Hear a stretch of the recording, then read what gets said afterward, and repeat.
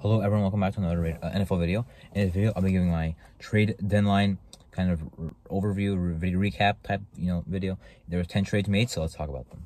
First, Hawkinson was traded to the Minnesota Vikings in interdivisional trade. Really surprising there. I mean, I guess the Vikings kind of did the same thing in the draft with the Lions, interdivision trade that landed the Lions, Jameson Williams, who hasn't played yet. But anyway, Hawkinson to the Vikings.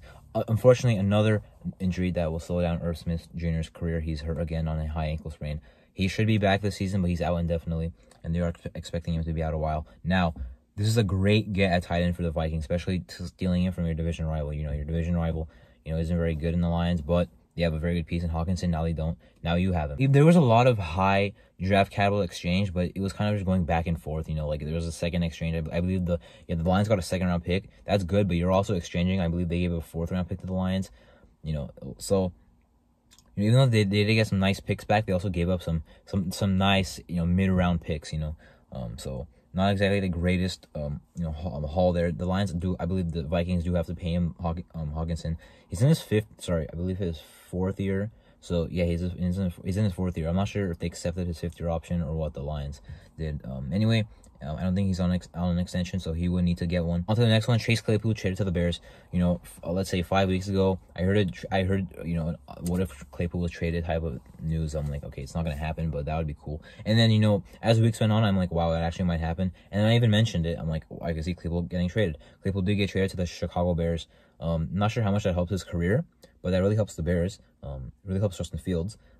Really helps their offense. For the Steelers, do you exactly need him? No, Pickens has been doing really good. We know Deontay Johnson is better than Claypool. Pat Freiermuth can catch the football. And you do have another rookie in Calvin Austin, but I believe he's on IR. But still a guy you have on a rookie contract. So Steelers, I think they can be okay making this trade. Claypool has been nice for them, but he had a lot of touchdowns in 2020, a lot of good games in 2020, but in 2021 not as good. And he is kind of a drama queen, let's be real here. So he is off their team now. William Jackson III was traded. The Washington was going to cut him if no one got him anyway. So no one traded for him. They did trade him to the Steelers. When there's this trade where the team's going to cut him if they don't find a trade partner, that whoever's going to trade for him, if they do, is not going to give up much. The Steelers gave up like a sixth and got a seventh back, and William Jackson. So obviously the Steelers are not giving much up. William Jackson, the Washington did already pay about half of his contract anyway, so that doesn't really look good there. And they only got like a year and 4 games of production. He only played 4 games this year. So are the Steelers a man coverage scheme? To be honest, I don't know, but that's where William Jackson wanted to play, in a man coverage scheme. The Steelers definitely do need corner, so that definitely is impactful. Washington's defense, at this point, I think William Jackson was done with them anyway. So even with their need at corner, I think he was gone anyway. Now the Broncos and Dolphins trade. Bradley Chubb going to the Miami Dolphins. They said they wouldn't. I guess they said they would trade him if they lost, but to Jacksonville, but they won. So he still got traded. Anyway. That makes the Dolphins' defense a little bit better, up front. They have a lot of holes on defense, a lot of weaknesses. This will help their pass rush, definitely, and their run stopping. Bradley Chubb is very good. He was very good for the Broncos. Now the Dolphins did give up a first-round pick. The Broncos did get a first-round pick. I was surprised that they got a first back. That was good for them. And they got, Chase Edmonds. He's not really going to do the whole Javonte Williams downhill running, the Melvin Gordon down. He's not really he's a receiving back, but they didn't need a running back, so they did get one. And Edmonds, who the Dolphins just paid, and then I guess besides one game against the Bills, didn't really do much for the Dolphins. So they traded him. Sorry, Jeff Wilson Jr. did get traded to the Dolphins. So they just subbed him in, and he's reuniting with Raheem Mostert. He's reuniting with Mike McDaniel. Jeff Wilson Jr., I think, can do some nice things for the Dolphins. But they have a lot of running backs as well, so, who really knows? And also, the Broncos, I'll mention, also traded for the defensive end, Jacob Martin, pretty much replacing, Bradley Chubb. The Jets traded him. I'm not sure how much they really used him. He definitely was not a starter, as far as I know. So at least the Broncos got some sort of replacement. Next, Calvin really got traded to the Jaguars. He's obviously suspended for this year, but, even before his suspension, there was some, talk, from really himself of maybe wanting to get out of, Atlanta. He sat out some games in the 2021 season, due to some mental health stuff. So he did kind of want to get out of there. They did trade him, I think, at a surprising time, but due to the Jacksonville Jaguars, obviously, they're thinking longer term. It's not that long term. He's going to play next year. But Obviously not going to impact them this year, but next year will. Now, they will have Marvin Jones still, I believe. And this is he might be a free agent, actually, after this year. I'm not sure. Zay Jones with 2 years left. Christian Kirk with, I believe, 2 or 3 years left after this year. It really does have a lot of other guys there with him. They do have a lot of receivers. Really, probably being the best of them at this point. Not at this point, but when he does play. So for the Jaguars, it was interesting to get Lawrence another weapon.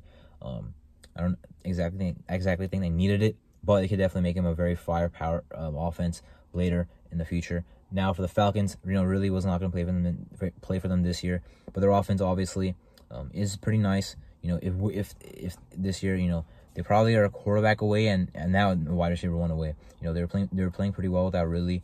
If Ridley was back next year for them, they would have looked a lot better. He's not going to be, though, so they will kind of need to find a receiver 1. Drake London is he a receiver 1? Too early to tell. Kyle Pitts has been catching touchdowns finally. That's good to see. So Jaguars, good trade. I don't remember how much the Jaguars gave up. I think it might have been a second-round pick, but I'm not sure. And then the Bills and the Colts basically swapping running backs, and a 1 pick was also involved. Naeem Hines going from the Colts to the Bills. They did try to get McKissick in the offseason. J.D. McKissick, the Bills did try to get him, and the deal fell through. He's a receiving back.